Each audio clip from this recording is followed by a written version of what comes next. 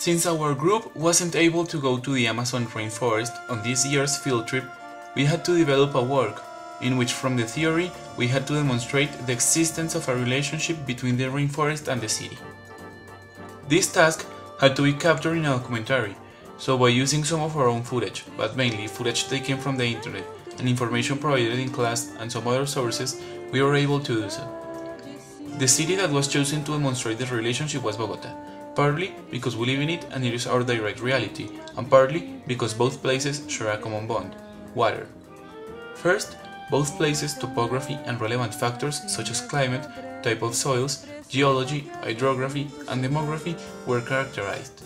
Then, through the common bond that both share, water, visible as the Amazon River and the Bogota River, we established similarities and differences between both places, also developing a critical position on the economical, social, cultural, and political issues that affect the Amazon and Bogota, and on how the process of industrialization and globalization have affected, specifically, the Amazon since its discovery and colonization.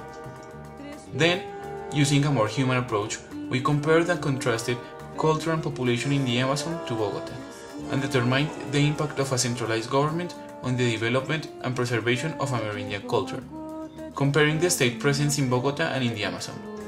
Furthermore, we deepened on how historical phenomena, like the rubber boom, have had an impact on the way people organize, on the environment, on their economic activities, and on the population of the area. Finally, we concluded with a critical reflection on the controversy between preserving the Amazon or introducing it to the globalized society, ultimately finding that an intermediate point could emerge as a possible solution, but not as a definitive one. Also, we concluded from the comparison to Bogota that support from the state is required, because it's fundamental that the state is the institution that casts the Amazon to stability and sustainability, because if it remains abandoned, the Amerindian cultures are doomed. La selva amazónica tiene una extensión aproximada de 6 millones de kilómetros cuadrados, la cual está repartida en 8 países, principalmente en Brasil, Perú y Colombia. El clima de la selva amazónica es típicamente tropical, ya que ésta se ubica al sur de la línea ecuatorial. Como todo clima tropical, se caracteriza por ser caluroso y húmedo durante todo el año. La temperatura promedio es de 27 grados Celsius. Como tal, el clima amazónico no posee una estación seca, ya que llueve durante todo el año, pero sí podemos encontrar una estación lluviosa y otra menos lluviosa, variando la precipitación de entre 60 y 180 pulgadas a 30 y 100 pulgadas. Como se ve en la gráfica, entre noviembre y mayo se da la temporada más lluviosa y entre junio y octubre la menos lluviosa. La mayor parte de los suelos amazónicos son pobres en nutrientes y tienen un bajo potencial de retención. Aún así, sobre los suelos pobres crece una tupida vegetación. Esto confunde a muchos, ya que se supone que un tupido bosque solo crece debajo de un suelo fértil. Sin embargo, la verdad es todo lo contrario. Los nutrientes no se encuentran en su mayor parte en el suelo, sino en la biomasa. Lo que sucede es que el bosque tiene una alta capacidad de reabsorber los nutrientes de la materia orgánica caída y descompuesta, y controla de esta manera la pérdida de los nutrientes. A pesar de la poca capacidad del suelo de retener los nutrientes, la supervivencia del bosque no está comprometida, porque las especies de árboles de la Amazonía se han adaptado a suelos altamente erosionados. Una de las adaptaciones más importantes es de las raíces que sobresalen del suelo, y de esta forma capturan los nutrientes provenientes de la descomposición de la materia orgánica.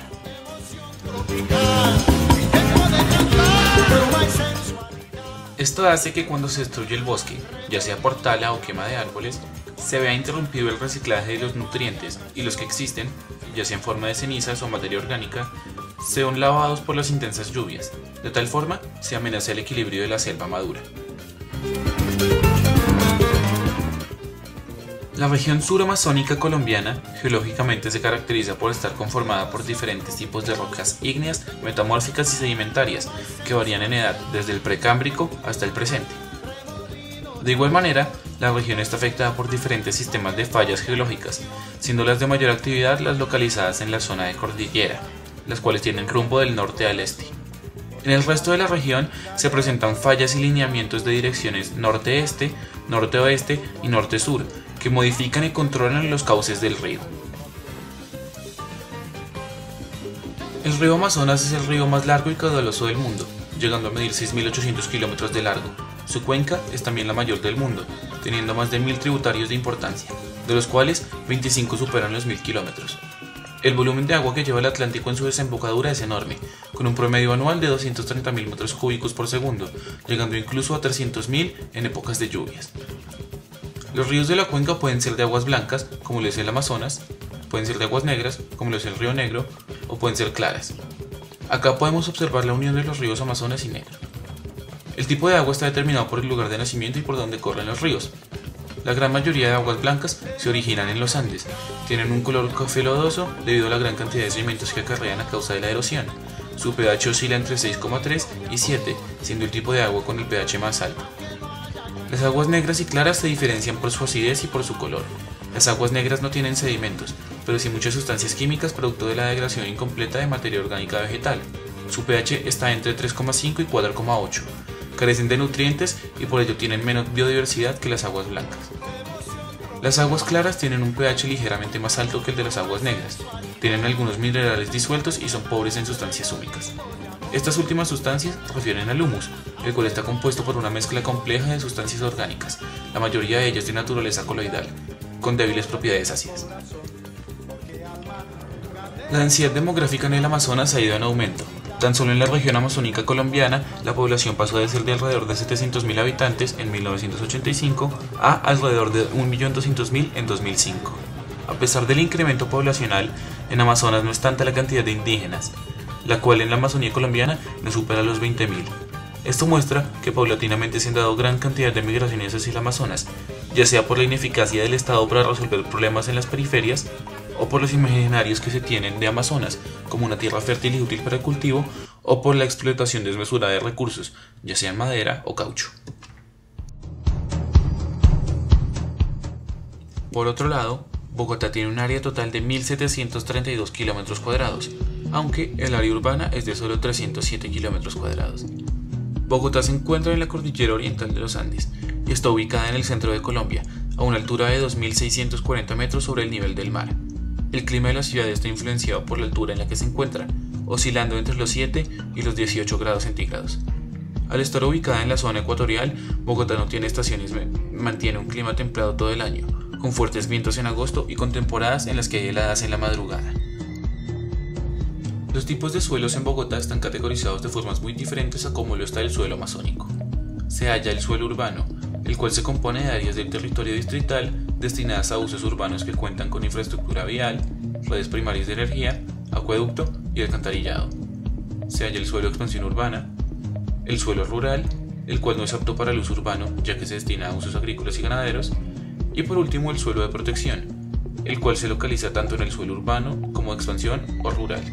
Este tiene restricciones de uso, ya sea por sus valores ambientales o naturales, o por requerirse para localizar infraestructuras de servicios públicos. Bogotá se halla en el piso bioclimático andino, con vegetación, cultivos y temperaturas típicas de climas fríos y de páramo. La sabana de Bogotá, mejor llamada planicie, debido a sus características ecosistémicas, se puede dividir en dos zonas fisiográficas, el altiplano y la zona montañosa de la cordillera oriental. El altiplano se sitúa en la parte central del área. Es una zona aplanada con una altura promedio de 2.600 metros sobre el nivel del mar. La zona montañosa está ubicada en la parte de la cordillera oriental, con alturas que varían desde 2.600 a 3.600 metros. Las mayores alturas se presentan en el sur y al occidente. El río Bogotá nace a 3.400 metros sobre el nivel del mar, en el municipio de Villapinzón, al noreste de Cundinamarca, en el páramo de Guachineque, y desemboca a 280 metros de altura en el río Magdalena, en el municipio de Girardot, tras un recorrido de 380 kilómetros. El río se puede dividir en tres tramos: la cuenca alta, con 170 kilómetros, la cuenca media, con 90 kilómetros, y cuenca baja, con 120 kilómetros. En la cuenca alta, el caudal del río es regulado por la presencia de dos embalses, y el agua del río se emplea para suministro de agua para consumo de la ciudad. En la cuenca media, recibe las aguas residuales del sistema de drenaje urbano de Bogotá y sus áreas periféricas, y existe una alta demanda de agua para el riego. En la cuenca baja, el agua es empleada para la generación de energía hidroeléctrica.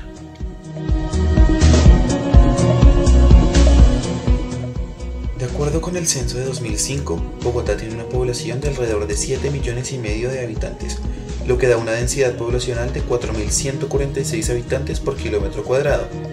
La población de Bogotá se ve afectada por los fenómenos de desplazamiento forzado que son generados por el conflicto armado y por las migraciones que se dan a la ciudad por parte de campesinos en busca de oportunidades. Pero debido a la indiferencia ciudadana y a la falta de oportunidades para con la gente con menos recursos, la pobreza se ha convertido en un problema en Bogotá y ha ocasionado fenómenos de atraco para subsistir. Como podemos ver, ambas regiones presentan una serie de problemáticas serias, pero hay un factor determinante que hace que ambas se desarrollen de manera distinta, y esa es el Estado. Colombia es un país con gobierno centralista, consecuentemente, la sede de muchos organismos gubernamentales están en la capital, Bogotá, y se preocupan más por Bogotá que por otras regiones, llegando a llamar al alcalde de la ciudad el segundo cargo ejecutivo más importante en Colombia.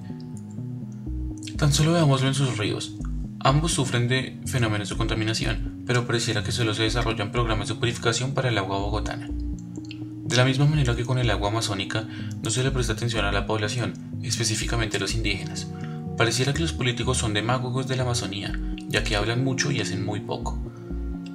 Esto afecta seriamente la cultura indígena, debido a que el gobierno no hace nada para preservarla frente a los fenómenos de globalización y envía mensajes confusos, ya que hablan acerca de la preservación de la cultura indígena, pero por los fenómenos de industrialización continúan permitiendo la entrada a multinacionales que expropian a los indígenas de su cultura y los explotan.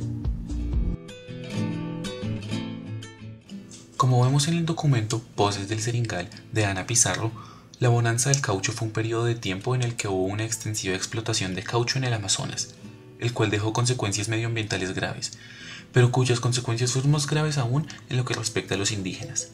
Mientras se glorifica a los varones del caucho, quienes son vistos como civilizadores de la selva y quienes traen la modernidad y el progreso, considerados caballeros de la selva, son en realidad hombres violentos que establecían el orden por medio de la violencia y explotaban a los indígenas. Lo más grave resulta ser que los testimonios indígenas existentes frente al fenómeno del caucho desaparecieron. No hay una voz de los verdaderos trabajadores del caucho, de los explotados, de los vencidos. Este proceso afectó seriamente al Amazonas por las migraciones y construcciones que ocasionó, además de haber causado un auge económico que finalmente caería, dejando pobreza, por lo que más adelante los indígenas deben recurrir a métodos como cultivos ilegales para sobrevivir. Esto, sumado a la ausencia estatal, permite el surgimiento de paraestados ilegítimos. La bonanza del caucho llegó a tal punto que Henry Ford, un empresario estadounidense, llegó a construir una ciudad, ahora abandonada, que se llamaba Forlandia, la cual se dedicó a la explotación de caucho. Finalmente, viendo las condiciones precarias en las que se encuentra la Amazonía y sus habitantes, surge la incógnita acerca de si se debe preservar la cultura indígena y el endemismo de la región, lo cual implicaría cierto aislamiento, o se debe vincular el Amazonas y sus habitantes al ámbito global. Ambas posiciones resultan radicales, ya que implicarían o el aislamiento y discriminación de los indígenas o que se terminen de corromper sus tradiciones.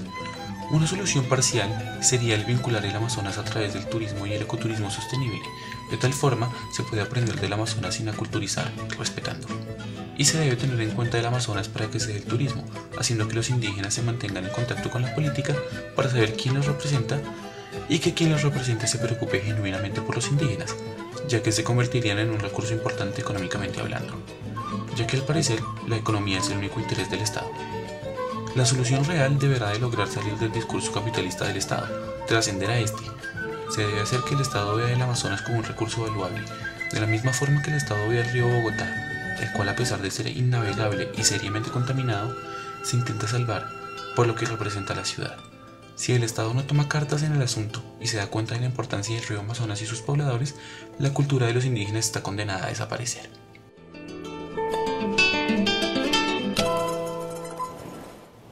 El hombre está compuesto por 2/3 de agua.